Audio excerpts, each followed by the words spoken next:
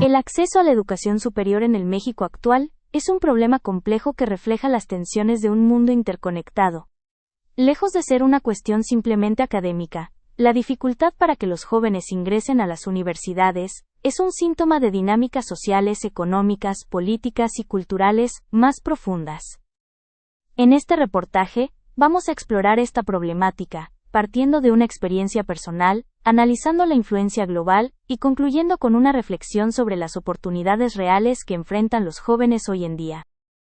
Para John Dewey, la sociedad es una comunidad que requiere la participación de los individuos, y la educación es esa participación en la conciencia social. Él sostenía que la escuela debe ser la vida misma, no solo una preparación para ella, y debe contribuir al progreso social y a una sociedad más justa. Mi historia comienza en el México rural de los años 80. Mi educación primaria inició en una escuela rural, donde el maestro no solo era una autoridad académica, sino también un líder social y un agente de cambio en la comunidad. Esta experiencia, marcada por una enseñanza tradicional, se asemeja a la que recibieron generaciones anteriores, donde la demanda principal era garantizar el acceso a la educación básica para todos. A los 8 años migramos a la ciudad. Esto significó un cambio importante. Me encontré con nuevos métodos de aprendizaje, más centrados en el alumno y la investigación, que ya empezaban a responder a nuevas demandas. Las experiencias de mis abuelos, enfocadas en la alfabetización básica, contrastan mucho con las exigencias actuales. Hoy, vivimos en un mundo globalizado donde las demandas han evolucionado hacia la formación de competencias complejas y multifacéticas. Esto me obliga a una formación continua y al desarrollo de habilidades para adaptarme a un mundo en constante cambio. Para entender el acceso a la educación, es crucial analizar la influencia de organismos internacionales y corporaciones multinacionales. A partir de la crisis de la deuda externa de los años 80, instituciones como el Fondo Monetario Internacional y el Banco Mundial se convirtieron en la base de una estrategia de transformación global. Bajo un discurso de modernización, impusieron un modelo neoliberal. La primera fase, liderada por el FMI, obligó a los países a devaluar sus monedas y recortar el gasto social para pagar la deuda. Esto aceleró la inflación y redujo los salarios, haciendo la vida más difícil. Después, el Banco Mundial promovió una agenda de reforma estructural, que incluía la privatización de empresas y servicios públicos, desde la salud hasta la educación. Estos cambios han provocado un inmenso costo humano, con un aumento de la pobreza y la desigualdad. Bajo el modelo neoliberal, el propósito de la educación superior ha cambiado, centrándose en la lógica del mercado en lugar del desarrollo social. La educación ahora se ve como un negocio, una mercancía que se compra y se vende. El objetivo de las universidades se ha vuelto preparar a los estudiantes para ser productivos en un trabajo, viéndolos como capital humano. Esto ha provocado que las universidades modifiquen sus planes de estudio para ajustarse a las exigencias del mercado. La reducción del gasto público en servicios sociales y subsidios a la educación ha fomentado la privatización de las universidades. Como resultado, el acceso a una buena educación depende cada vez más de la capacidad económica de las familias. Además, se han implementado exámenes estandarizados como los de Ceneval, que son obligatorios en muchas universidades.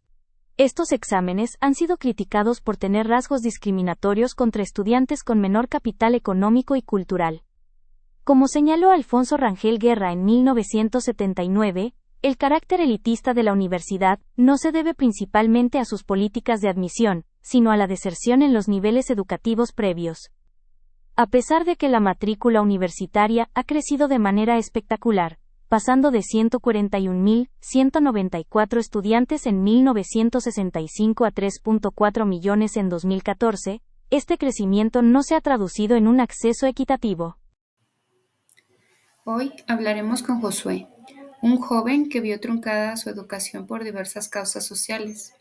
Hola Josué, me llamo Alejandra y soy estudiante universitaria de la Licenciatura en Educación e Innovación Pedagógica de UPN Ajusco. Muchas gracias por aceptar esta entrevista. ¿Nos puedes decir tu nombre completo, por favor? Hola, me llamo Josué Rodríguez Aguilera. ¿Cuál es tu edad, Josué? 26 años. ¿Y a qué te dedicas actualmente? Actualmente soy obrero y trabajo en una maquila. ¿Cuál es tu nivel más alto de estudios? Bachillerato terminado. ¿De dónde eres originario? Apodaca, Nuevo León. Muy bien, vamos a comenzar con las preguntas. Después de terminar la preparatoria, ¿quisiste ir a la universidad? Sí. ¿Crees que hay suficientes plazas universitarias para que todos los que quieren estudiar en México puedan hacerlo? Yo creo que no son suficientes. ¿La situación financiera de tu familia te dificultó considerar asistir a la universidad? Sí, teníamos problemas económicos, pero no eran tantos como para que no pensara en seguir estudiando. ¿Sientes que la calidad de tu educación antes de querer ir a la universidad te preparó bien para la educación superior? La educación de mi preparatoria fue buena, pero yo creo que somos tantos los que queremos seguir estudiando que los lugares no alcanzan. ¿Y alguna vez tuviste que elegir entre trabajar y continuar tus estudios? Sí, porque quise entrar a la carrera de medicina de la Universidad Autónoma de Nuevo León, que no es tan cara, pero no quedé, aun cuando mi puntaje fue bueno. Después quise entrar a la escuela médico-militar y tampoco logré entrar. Entonces ya para pensar en entrar a una universidad de paga, pues no pude, así que tuve que comenzar a trabajar. Y ahora estoy tratando de estudiar y trabajar. En tu opinión, ¿la educación universitaria en México es mayoritariamente para personas de familias con más ingreso o tú crees que la gente con menos ingresos tiene las mismas oportunidades? Yo creo que sí tienen más facilidad las personas que tienen más ingresos, porque desde chicos van a escuelas privadas y es más fácil para ellos concluir sus estudios. ¿Crees que hay suficientes universidades aquí en tu estado o en el municipio de Apodaca? Yo creo que sí, hay bastantes universidades, pero la mayoría son privadas y para la mayoría es difícil para pagar una universidad privada. ¿Crees que no ir a la universidad ha limitado tus oportunidades laborales? Sí, mucho, porque los salarios no son iguales que cuando tienes una carrera. ¿Y tú consideras que la educación superior es importante para que las personas participen plenamente en la sociedad? Creo que hoy en día tenemos más información como para ser capaces de ser participativos en la sociedad, pero cuando tienes más estudios te toman más en cuenta. ¿Crees que es justo que muchos jóvenes en México no puedan acceder a la educación superior?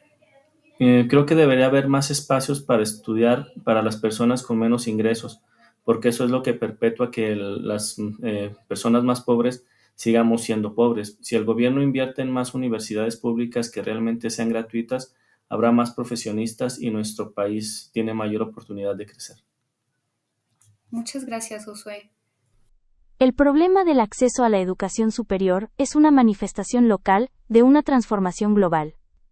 Las barreras socioeconómicas y geográficas persisten, sumándose a nuevas barreras como la privatización, el precario financiamiento público y el uso de la evaluación como un mecanismo de exclusión. Para que la educación se convierta en un verdadero motor de movilidad social, debemos ir más allá de la simple expansión de la matrícula. En este contexto, las tecnologías de la información y la comunicación TIC ofrecen una nueva perspectiva.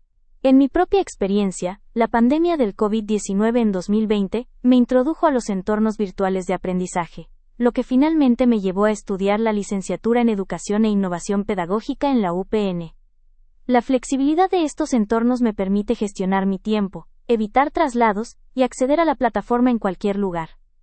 El concepto de redes de conocimiento facilitadas por las TIC surge como una forma de organización social que combina la independencia de los individuos con la interdependencia.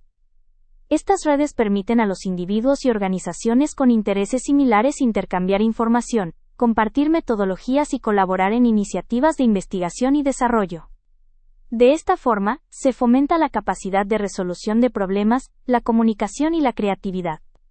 El e-learning, o educación a distancia, se presenta como una alternativa a los sistemas escolares tradicionales, ofreciendo formación a un costo menor y con mayor flexibilidad de acceso.